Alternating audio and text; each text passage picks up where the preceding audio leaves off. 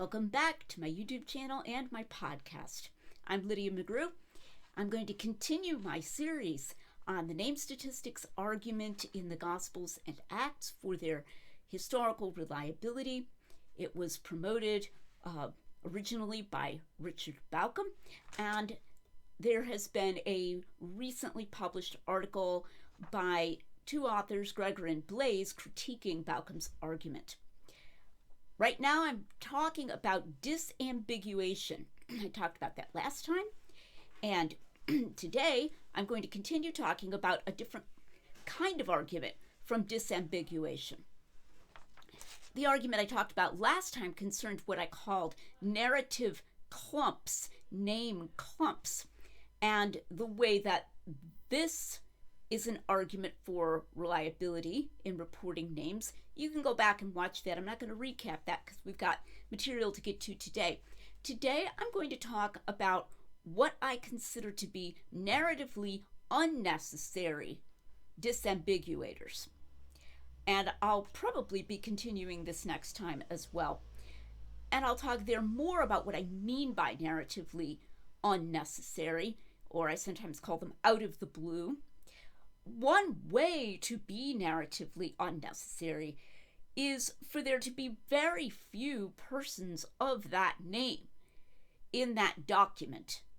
Or maybe this is the only person of that name in that document, or maybe even throughout the entirety of the Gospels and Acts. This means that to disambiguate is not needed for the audience to understand within the narrative context of the document, because there's only one person by that name. So I want to show today how that can be an argument for reliability, and I'll be trying to talk about this some more next time. And today I'm going to talk about two such narratively unnecessary disambiguations for Jesus and Lazarus. Start with Jesus. Jesus of Nazareth is probably the only Jesus in all of the Gospels and Acts as a character in the stories. There are some manuscripts of the Gospel of Matthew that also have the name Jesus as a first name for the insurrectionist Barabbas. I'm inclined to think that that is actually a scribal error. You can count there as being two, but of course there's no danger of confusing those in the narrative. And I think it's likely that it's just Jesus of Nazareth. Now, Jesus or Joshua was a very popular name in that time and that place. It was number 6. Bauckham gives it as number 6. So it's what I would call a tier A name. And yet there's only one. But it's very interesting to see how he's disambiguated in the stories, Jesus himself, Jesus of Nazareth.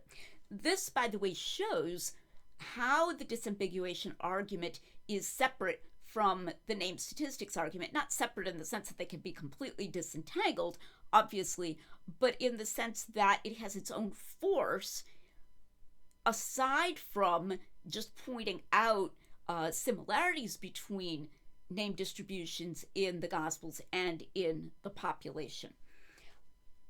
Jesus of Nazareth is not a person whose existence Gregor and Blais contest. In their article, they make it quite clear that they're not Jesus mythers. They're not contesting the name of that this person was named Jesus of Nazareth and that he really existed. And yet, the disambiguation surrounding his name in the stories actually is a very interesting evidential point. So I want to talk about that a bit. The most striking point, and I want to credit Peter J. Williams for this in his book, Can We Trust the Gospels? I got it from him. So this is not original with me.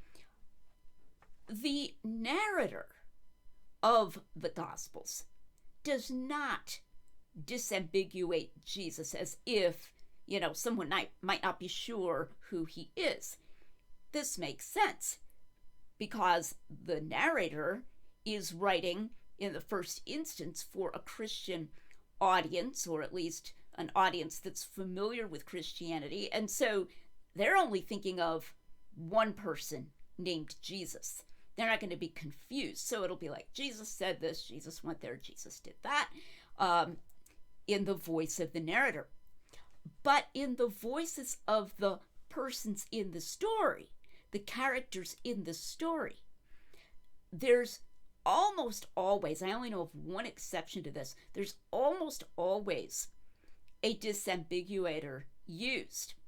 The most common of these is Jesus of Nazareth, but that's not the only one. In fact, we find other disambiguators used, and we find them used in stories that are unique to the individual gospels. So here are some examples.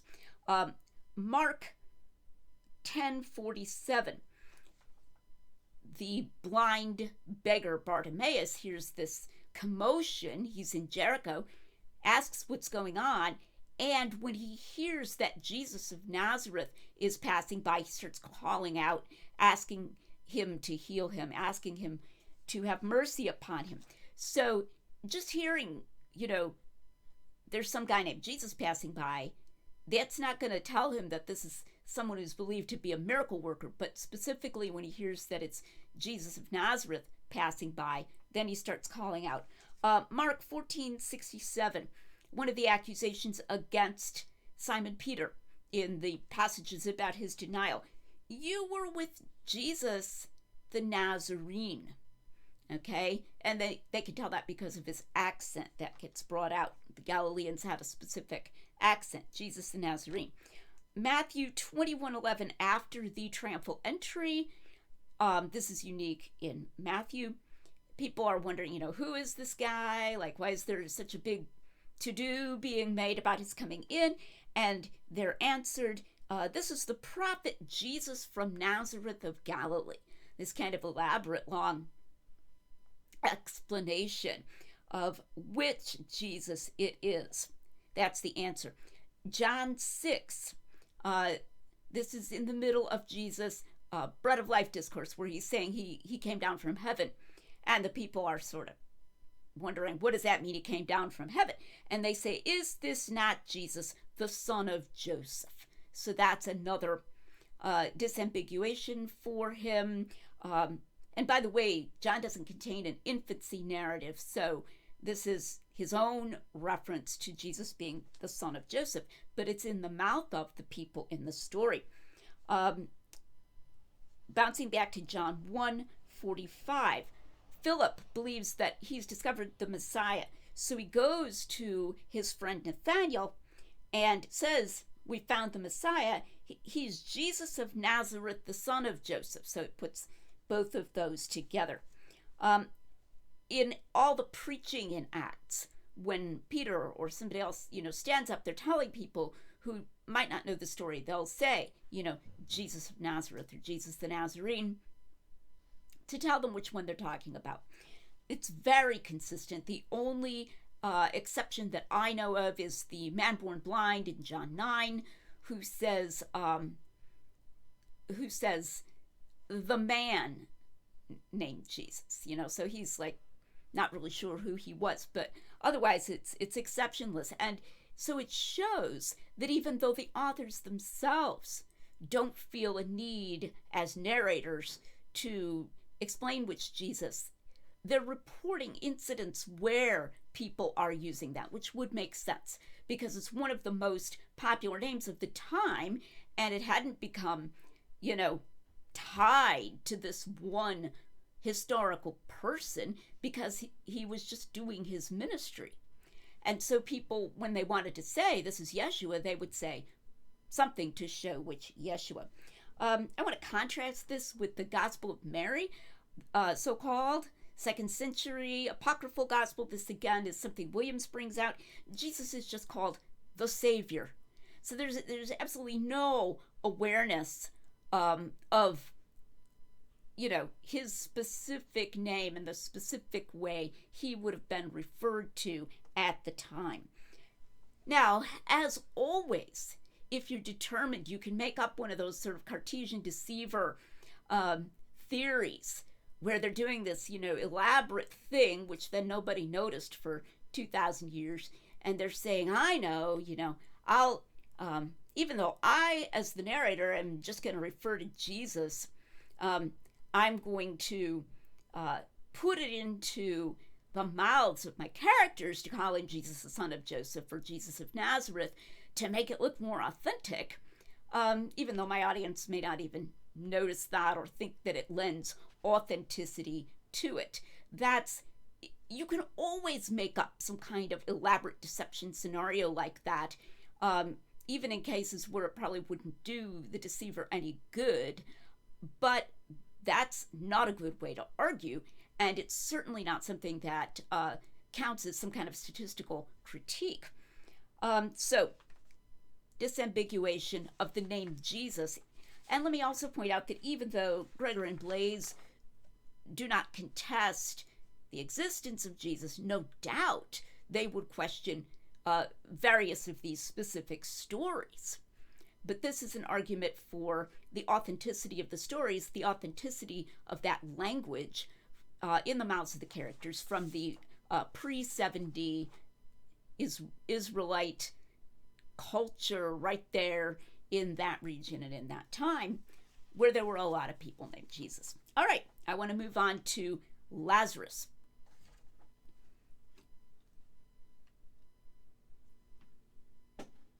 Now, there is only one person named Lazarus, or Eleazar, presented as a historical character in the Gospels and Acts. There's also a Lazarus named in one of Jesus' parables, but in general, consistently in Elon, she's not counting people who are just openly fictional in her statistics. So to be consistent, we don't want to be counting that person in a parable, because it's clearly a parable Jesus is telling.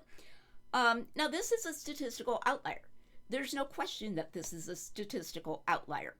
But as Balcom points out, and there really isn't a whole lot more to be said about this, the sample size is pretty small anyway. Balcom's sample size is 79. I would argue for a sample size of 83. Of course, Gregor and Blais have a sample size of 53 because they've mutilated the sample, but none of these is a very big sample. And in a relatively small sample, you're going to expect some statistical outliers. There's really not a whole lot more to be said about that as like evidence against historicity. When you look at the entire shape and sweep of the gospel narratives and their named statistical evidence, this is an exception. And overall, the argument is pretty robust of a pretty good match between the Gospel and Acts named statistics and that of the time as reflected in Elon's database. So that's like about all there is to be said about, like super weakly you could call this evidence against historicity. But as we shall see, Gregor and Blais' preferred theories have no better explanation of this slight anomaly. In fact, it would be an anomaly for those theories as well. So, that's just the kind of thing that happens. But an interesting point is that there is a classic form, narratively unnecessary disambiguation of the name of Lazarus in the only story in which he appears, in John 11. He says, "Now a certain man was sick, Lazarus of Bethany." So this is where he's going to die, and then Jesus is going to come and raise him from the dead. But it's just the way it kicks off. It's just very classic. A certain man, this guy, was sick, Lazarus of Bethany. That place, place of residence or place of origin, pretty classic form, disambiguator. So again, we can see that he might very well have been known as Lazarus of Bethany at the time as a real person who existed, and John's reporting this. and that just comes out very naturally in John's narrative. This is the way that this man could have very well been known, because there were a lot of people named Eliezer at the time. Now, what I want to do at this point, since I'm talking about Lazarus, is go into a very weak, very, very, very weak, misguided part of the argument in Gregor and Blais's article. It doesn't concern disambiguation. They don't discuss disambiguation, but it concerns Lazarus. And they attempt to claim that they actually have an explanation for the rareness of Lazarus in the Gospels and Acts, and that this is somehow, better than a reality. It's just what the guy's name was, and it just happens to be the only person that comes up in the stories in this relatively small sample size. Better than that, better than historicity, they think they have something better. Very, very misguided. So one of their supposed sources of name statistics that they think the gospel authors could have been drawing on for then making up people are the Maccabees, the books of Maccabees. And I'll be talking more in later videos about their alleged, sources for name statistics. A lot of those very, very popular first century Palestinian names are Maccabean names, which kind of makes sense because the events in the Maccabees from the immediate centuries preceding Christ were vivid to people and important to people. So then they suggest that the gospel authors might have somehow known that Maccabean names were popular, and then drawn from Maccabean names to make up people. Okay, but Eliezer is a very popular Maccabean name. So if that's one of your theories, why are there so few Eliezers, right? If the gospel authors are drawing from the Maccabees, and they're supposedly going, Maccabean names were popular in Palestine. Somehow they know this, even if they're writing from, Egypt or something. Somehow they've divined that Maccabean names were popular at the time. Then why not Eliezer? And it's, there is no explanation. If that's where they're getting them from, that would be an anomaly there as well. They also suggest, as another potential source for the gospel authors to somehow figure out approximate name statistics and then use that for purposes of invention, Josephus, the writings of Josephus, which have a lot of stories, set in occurring in Israel at the time. And actually, Josephus matches Elon pretty well as well. The whole works of Josephus, of course, it's a larger data set. There are just a couple outliers. I think Herod and I think Alexander may be outliers in Josephus, which just shows you there are outliers. But they especially suggest Josephus, the works of Josephus, as a source for name statistics for Luke Acts. Okay, because that's been suggested in the scholarship. I don't think Josephus is a source for Luke Acts. In fact, some of the most prominent alleged contradictions between the Gospels and external history are alleged between Acts and Luke and Josephus. But they suggest that. But Eliezer's really common in Josephus. And it doesn't occur even once as the name of a historical character in Luke or Acts. The story of the raising of Lazarus is only in John. So if you're going to lean on this, hey, the works of Josephus could have been used by the author of Luke Acts to say, those seem to be popular names at that place and time. I'll use these to, make people up. Okay, why isn't it there?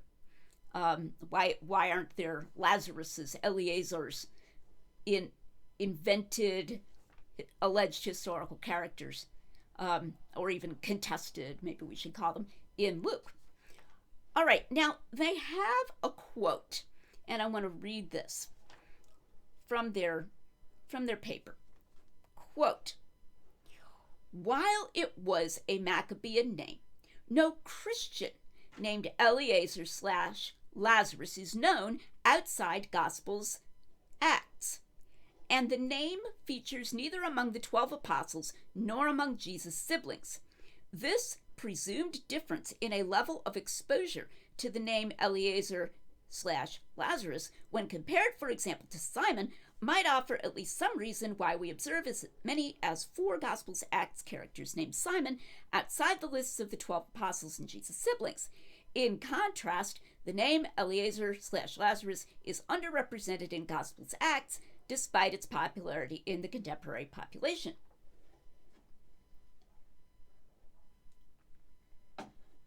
End quote. Now, to explain what they're talking about here, and I'll reiterate this later, one of their sort of fictionalization, sources for fictionalization that they suggest, which is completely illicit, is that there were portions that we now have only within the Gospels and Acts that actually circulated separately from the Gospels and Acts. And these would be the list of the 12 and the list of Jesus' siblings, his brothers. And the idea is that these, which may or may not have been historical in and of themselves, are now treated not as part of the Gospels and Acts, not even part of Mark, even though they're in Mark, which they consider to be the first gospel, but are treated as if they're separate pieces of literature, almost like Josephus or the books of the Maccabees, which then the authors of the Gospels and Acts are supposedly drawing on for making up people separately outside of the lists of the 12 disciples and the lists of Jesus' siblings. And that's completely illicit. We have zero evidence for the circulation separately of standardized lists prior to the Gospel of Mark of Jesus' siblings and the list of the 12 in such a way that we should treat them as if they're extra biblical sources. This is entirely conjecture.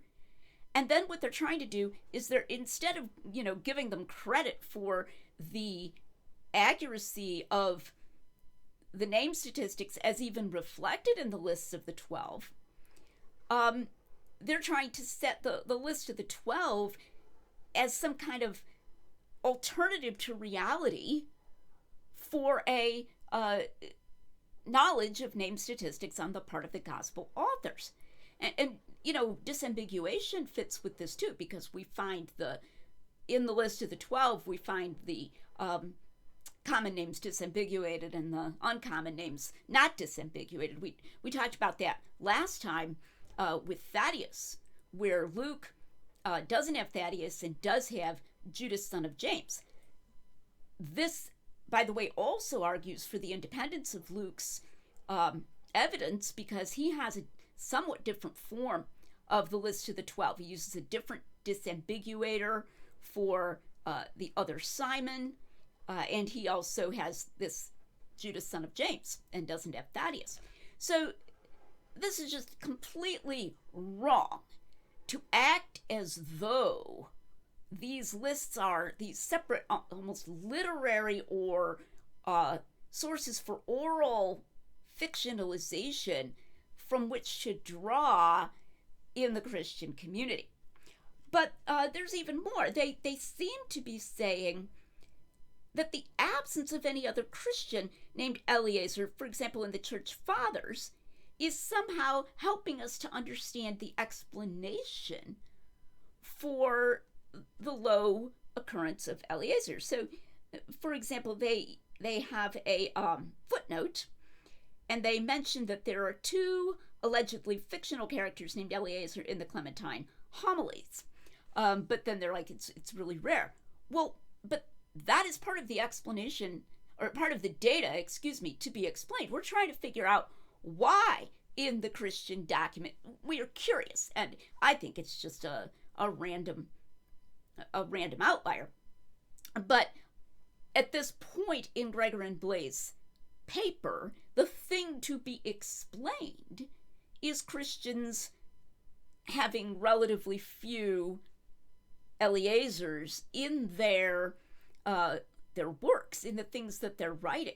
So on their argument, the Gospels and other Christian authors, like the author of the Clementine Homilies, are invented persons based on outside sources like the Maccabees and Josephus. So we still have the question, why are there not more Christian persons or followers of Jesus that we find named Eleazar? Supposedly, at this point in their argument, they think, well, the Christian community really had some knowledge of Palestinian name statistics, and they, base their made-up persons on that. Well, to the extent that that's their argument, then the small number of Eleazars, either in, early Christian documents like apocryphal Gospels or in the Gospels themselves, is itself the thing to be explained, and they haven't provided a good alternative explanation. Certainly the seriousness with which elsewhere in their paper they take dependence on Josephus and dependence on the Maccabees would make this an outlier for their theory as well. Okay, so to sum up, disambiguation is an argument of its own for historicity, aside from the sheer number of name statistics. And last time I talked about how disambiguation in clumps can be such an argument, and this time I've talked about how disambiguation in the case of utterly narratively unnecessary names can also be such an argument, particularly in Jesus and Lazarus. Now, next time, I want to admit that there are actually two narratively unnecessary cases of disambiguation for low-frequency names. And I want to talk about some other instances of narratively unnecessary disambiguations for high-frequency names, and I want to see how that frequency of narratively unnecessary disambiguations stacks up as compared with low and high frequency names at the time. So I'm not trying to hide evidence against historicity, even though I think it's quite weak evidence against historicity, but I'm trying to show you how disambiguation adds to this. And don't worry, we will get off the subject of disambiguation eventually and back to other parts of Gregor and Blais' paper. Thanks for watching. Please come back next time to the Lydia McGrew channel, where we're making common sense rigorous.